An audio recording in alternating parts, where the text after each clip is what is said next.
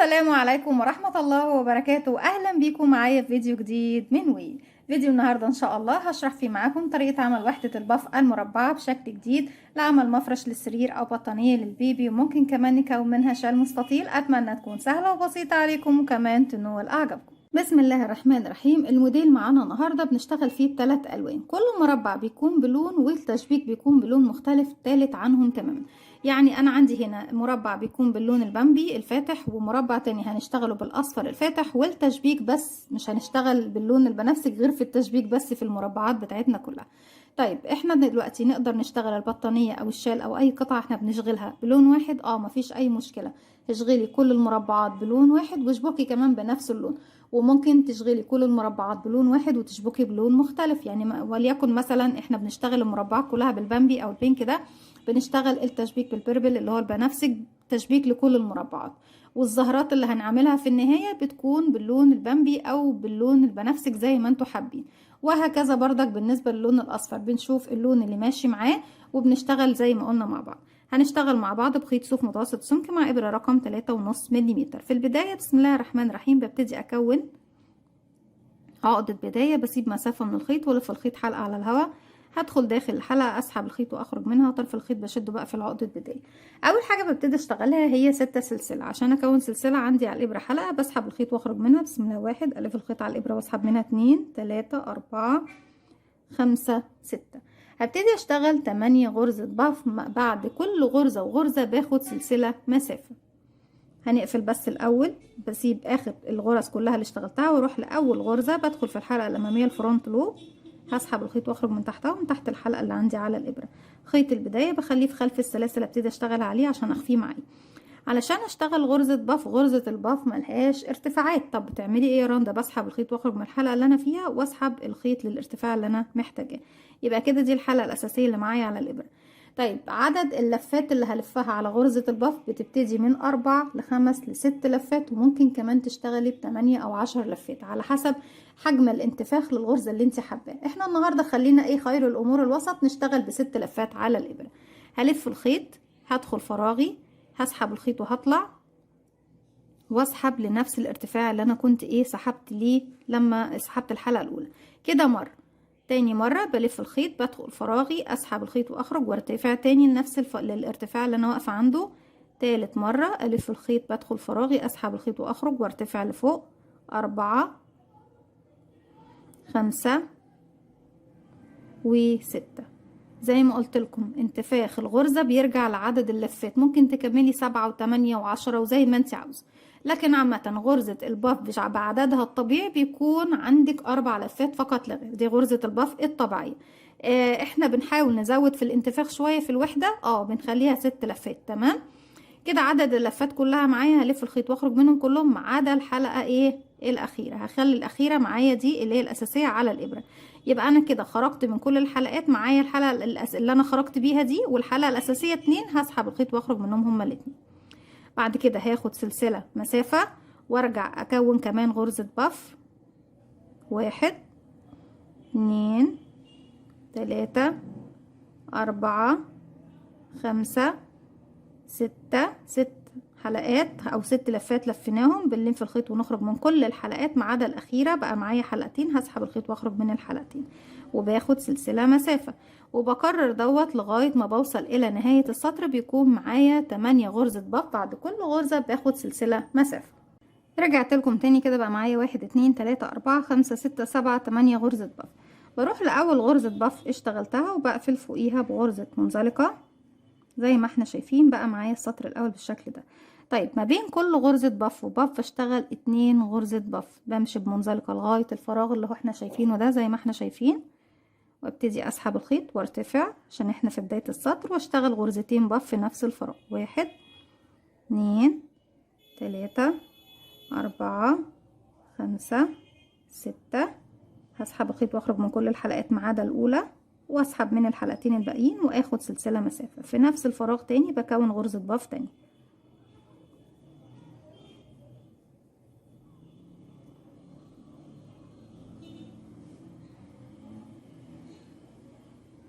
نسحب الحلقات من كل الحلقات ما عدا الاولى، وبعد كده بسحب الخيط واخرج من الحلقتين واخد سلسله. من فوق انا بسحب الخيط واخلص الغرزة بتاعتي وباخد سلسلة بعدها مسافة، لكن من تحت انا بشتغل في الفراغ مرتين. تمام. هروح بقى ايه، اوسع بس المكان اللي ما بين الغرزة دي والغرزة دي، واروح اشتغل باف سلسلة باف، وباخد سلسلة باف سلسلة باف سلسلة باف سلسلة باف لغاية ما بوصل لنهاية السطر. طبعا العدد معايا بيكون تضاعف، بدل ما كان معايا 8 هيكون معايا 16 غرزة باف. رجعت لكم تاني، وزي ما احنا شايفين انتهى السطر رقم 2. بروح لأول غرزة وبقفل فوقيها بغرزة منزلقة، وبعد كده بمشي للسلسلة بغرزة منزلقة. طيب السطر ده هنبتدي نشتغل بشكل مربع، يعني مش بشكل دائري زي ما احنا شايفين. هنبتدي نكون زاوية، وبعد كده بشتغل 3 فراغات فوقيها غرزة باف واحدة. طيب الزاوية بيكون فيها 2 غرزة باف، باف سلسلتين باف، وبعد كده ببتدي اشتغل باف واحدة سلسلة باف واحدة سلسلة باف واحدة سلسلة، وارجع تاني اكرر 2 1 1 1، يعني زاوية وبعد كده فراغ فراغ فراغ. تمام. تعالوا نشوف الارقام اللي انا بقولها مع بعض عبارة عن ايه. بشتغل هنا، بعتبر ان اول فراغ هنكون فيه زاوية، هشتغل غرزة باف 1 2 2 3 4 5 6، وعدد اللفات طبعا يرجع لكم زي ما قلنا في البداية. بقفل غرزة الباف هنا زي ما احنا شايفين، وهاخد سلسلتين المرة دي مش سلسلة. 1 2، هرجع تاني في نفس الفراغ اشتغل كمان غرزة باف 1 2 3 4 5 6، نقفل غرزة الباف. هنا بقى انا خلصت الزاوية، اشتغلت مرتين، هاخد سلسلة واحدة بس. داخل الزوايا بس يا بنات باخد سلسلتين او 3 لو حابين كمان مفيش مشكلة. هرجع اشتغل في الفراغ اللي جاي باف واحدة بس. 1 2 3 4 5 6، ونقفل الباف وناخد سلسلة واحدة. نرجع الفراغ اللي جاي باف واحدة. 1 2 3 4 5 6، نقفل الباف وناخد سلسلة. كده اشتغلت كام باف لوحدها؟ 1 1، لسه فاضلي كمان واحدة. الفراغ اللي جاي كمان غرزة باف واحدة. 1 2 3 4 5 6، نقفل الباف وناخد سلسلة. طيب الفراغ اللي جاي هبتدي بقى تاني اكرر 2 غرزة باف ما بينهم سلسلتين مش سلسلة، يعني باف سلسلتين باف في نفس الفراغ، ونرجع سلسلة مسافة باف واحدة سلسلة باف واحدة سلسلة باف واحدة 3 مرات، وبعد كده سلسلة، وباجي هنا بقى بشتغل باف سلسلتين باف في نفس الفراغ، واكرر بقى نفس المسألة اللي احنا اشتغلناها زي ما احنا شايفين لغاية ما اوصل لنهاية السطر. رجعت لكم تاني، وفي نهاية السطر كالمعتاد بنروح لأول غرزة اشتغلناها ونبتدي نقفل فوقيها بغرزة منزلقة. نرجع نمشي لغاية هنا. بقى احنا أول حاجة بتقابلنا ايه؟ بتقابلنا زاوية زي ما احنا شايفين. الزاوية بشتغل فيها مرتين، بمشي بمنزلقة، هسحب الخيط وارتفع لارتفاع غرزتي واشتغل مرتين غرزتين باف ما بينهم سلسلتين. 1 2 3 4 5 6 حلقات. نسحب الخيط ونقفل غرزتنا وناخد سلسلتين مسافة. دايما بس في الزوايا باخد سلسلتين. 1 2، كمان مرة في نفس الفراغ غرزة باف تاني.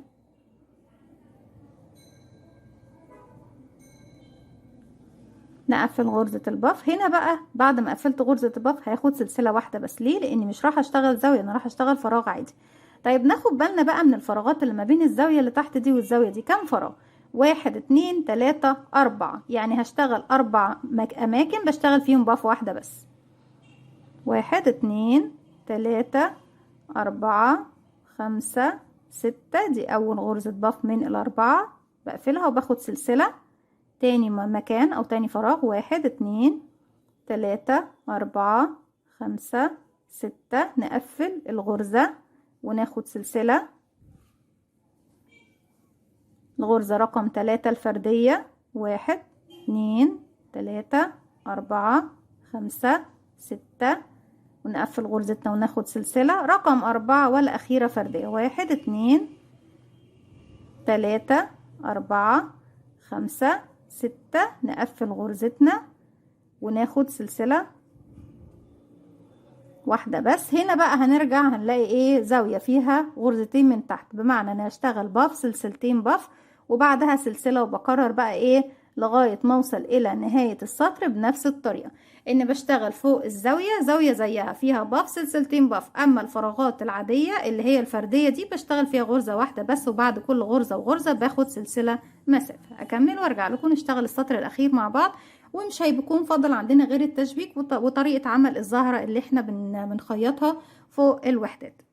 رجعت لكم تاني، وفي نهاية السطر بنبتدي ناخد السلسلة اللي اخدناها، بنقفل فوق اول غرزة اشتغلناها بغرزة منزلقة، ونشتغل السطر الاخير هو تكرار السطور اللي فاتت، اللي هي طبعا بتبتدي بالمربع لكن مع زيادة الفراغات. نبتدي نشتغل غرزتين باف ما بينهم سلسلتين، 1 2 3 4 5 6، ونقفل غرزتنا ناخد سلسلتين وكمان غرزة باف في نفس المكان، 1 2 3 4 5 6، ونقفل غرزتنا وناخد سلسلة واحدة بس. هنا ما بين كل زاوية وزاوية باخد بنشتغل كام فراغ فردي؟ 1 2 3 4 5، وبرجع اكون زاوية فيها باف سلسلتين باف زي ما احنا شايفين بالشكل ده. طيب في بعض البنات الوحدة دي يا بنات زي ما احنا شايفين هي وحدة متداخلة ببعضها قوي. بعض البنات اللي بتشد الخيط وهي بتشتغل الوحدة دي ممكن تكشكش معاكي، فافضل للبنات اللي هي ايديها طبعا مش بتوزن الخيط ان هي تاخد ما بين في الزاوية تاخد 3 سلاسل، وما بين كل غرزة وغرزة تاخد سلسلة واحدة بس. تمام يا بنات؟ عشان ايه حبيت اقول لكم، علشان ايه ما تقعوش في المشكلة دي وما تبقوش عارفين تعملوا ايه. غرزة باف واحدة، 4 5 6، نقفل الغرزة وناخد سلسلة. انا باخد سلسلة لان انا بعرف اوزن سحبة الخيط بالنسبة ايه اللي يكون ما بين كل غرزة وغرزة. اما كتير من البنات لما بيجوا يشتغلوا بيكلموني او بيكتبولي بيشتكوا من ان هم في اي شغل بيشتغلوه بيكون الشغل معاهم مقوس ومش مفرود ومش مظبوط. فانتي كل اللي بتعمليه اما تشتغلي بإبرة حجمها اكبر شوية، او انك تسيبي الخيط شوية ما تشديش قوي الخيط وانتي بتشتغلي، او انك طبعا وده هيكون اخر اختيار تختاريه عشان ما تغيريش من شكل الموديل، انك تتخذي عدد سلاسل اكتر. يعني انا مثلا هنا اخدت سلسلة ما بين كل فراغ وفراغ عشان مش عاوزه اعمل فراغات في الوحدة زي ما احنا شايفين الوحدة متداخلة ببعضها زي ما احنا شايفينها مفيش فراغات باينة. لكن انت لو زودتي عدد السلاسل ممكن الفراغات تبان، لكن بالنسبة للبنات اللي هي طبعا بتشد الخيط قوي مش هيبان معاكي، لانك حتى في السلسلة اللي هتاخديها بتكوني شادة سلسلة برضك. بكمل تاني غرزة، 1 2 3 4 5 6، ونقفل وناخد سلسلة كده. كام غرزة؟ 1 2، دي رقم 3 2 3 4 5 6، ونقفل الغرزة وناخد سلسلة رقم 4 1 2 3 4 5 6، ونقفل الغرزة. والغرزة اللي جاية هي الغرزة الخامسة والأخيرة، 1 2 3 4 5 6. برجع تاني بقى بكرر اني بشتغل فوق السلسلتين بشتغل زاوية مكونة من 2 باف ما بينهم سلسلتين، يعني باف سلسلتين باف، وبعد كده سلسلة باف سلسلة باف سلسلة باف سلسلة باف 5 مرات سلسلة باف سلسلة باف لغاية ما اوصل للزاوية اللي بعدها، وابتدي اشتغل بنفس الطريقة. هكمل وارجع لكم. رجعت لكم تاني، وفي نهاية السطر ببتدي اقفل فوق اول غرزة اشتغلتها بغرزة منزلق. طيب تعالوا بقى نشوف طريقة التشبيك، بس قبل ما نروح نشبك نسحب الخيط ونخرج من الحلقة دي ونسيب 15 سنتي ونقص، بعد كده ايه ننضف بإبرة التنظيف. نبتدي نشبك الوحدات مع بعضها، بنشبكهم الاتنين بغرزة الحشو. بجيب الوحدتين قصاد بعض وببتدي هنا من عند الزاوية اجيب اللون المختلف واقفل عقدة بداية، الف الخيط حلقة على الهواء، بدخل تحت السلاسل من الناحيتين وبقفل عقدة بداية وبسحب الحلقة دي من تحت الوحدتين. الخيط اللي هو طبعا الزيادة ده بخليه في الداخل، سلسلة ارتفاع، وبشتغل فوق الزاوية 2 غرزة حشو. 1 بيكون عندك على الإبرة حلقة، بنزل أسحب الخيط وأخرج معايا كده على الإبرة حلقتين، بسحب الخيط وأخرج منهم بغرزة حشو. هنبتدي عندنا غرزة الباف بسيبها بتجاهلها واروح لسلسلة اشتغل فيها 2 حشو. بصوا يا بنات، بدخل من تحت الفراغ هنا ومن تحت الفراغ هنا، الاتنين بيكون موجودين عندي على الإبرة. واشتغل 2 حشو، 1 2. حابين تشتغلوا فوق الباف نفسها مفيش عندي اي مشكلة. 2 حشو، 1 2، الفراغ اللي بعده 2 حشو، 1 2، وهكذا 1 2. لو حابين نشتغل على الباف مش هيحصل اي مشكلة، فوق الباف والباف بردك بدخل كده واشغل غرزة حشو فوق السلسلة، 2 حشو، 1 2، وهكذا 1 2. كده وصلنا للزاوية الأخيرة، 1 2 غرزة حشو. وبكمل بقى لو عندي مربعات تانية زي ما احنا شايفين، كنت هبتدي أكمل ما بينهم بطريقة التشبيك اللي احنا شفناها مع بعض دي. طيب انا بعد ما بخلص تشبيكي لكل الوحدات بالطريقة اللي احنا شفناها دي مع بعض، ببتدي فوق كل زاوية بتجمع لي 4 مربعات مع بعض، ببتدي اشبك وردة بخيطها بالخيط والابرة يا بنات، مش بشبكها بطريقة الكروشيه.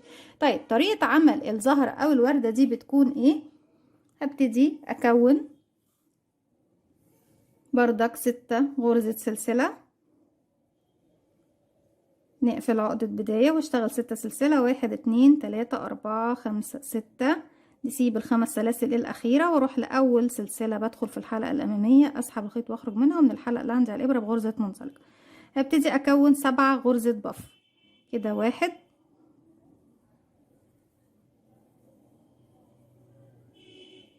ونقفلها زي ما احنا شفنا طبعا وحدتنا كلها، وهاخد سلسلة كمان واحدة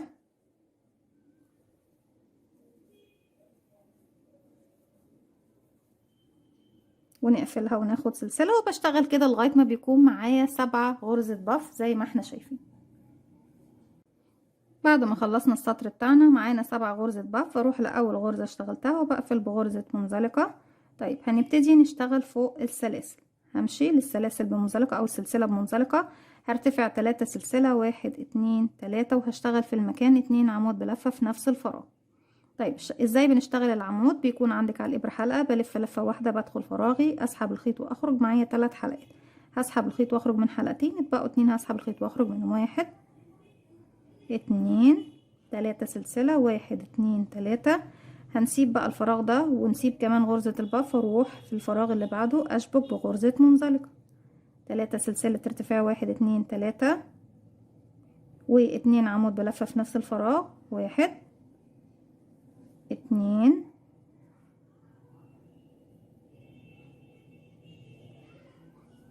3 سلسلة، 1 2 3، وننزل في الفراغ اللي بعده نشبك بغرزة منزلقة، وهكذا. حابين يا بنات ان انتوا تشبكوا في نفس الفراغ اللي انتوا فيه، مفيش مشكلة خالص. ان انا ببصوا بعمل ايه، ببتدي بدل ما هشبك في الفراغ اللي جنبي هشبك في نفس الفراغ اللي انا فيه، بس في الحالة دي هضطر ان انا امشي بمنزلقة تانية لغاية الفراغ اللي بعده. تمام، 3 سلسلة، 2 عمود او 3 عمود زي ما انتوا حابين تكبروا حجم الورقة بتاعت الوردة، 2، بعد كده 3 سلسلة، بنزل بمنزلقة نفس الفراغ، وهمشي بمنزلقة لغاية السلسلة اللي بعدها زي ما احنا شايفين بالشكل ده، وبكرر 3 سلسلة، عمودين، 3 سلسلة، منزلقة لغاية الفراغ اللي بعده، وبعد كده ببتدي اكرر لغاية ما اوصل لنهاية السطر. رجعت لكم تاني كده في نهاية السطر، طبعا قفلت بمنزلقة، بسحب بقى الخيط من الحلقة اللي عندي على الابرة، بسيب حوالي 15 سنتي، وبنفس الخيط ببتدي اشبك اخيط الوحدة بتاعتي الوردة دي في المكان اللي هو فيه الزاوية زي ما احنا شايفين، ال4 زوايا لل4 مربعات، في كل 4 زوايا بشبك زهرة او وردة زي دي. لو حاسين ان المنتصف الدائرة هنا واسع، اعمليها بدائرة سحرية او خليهم 4 سلاسل بس، مفيش اي مشكلة.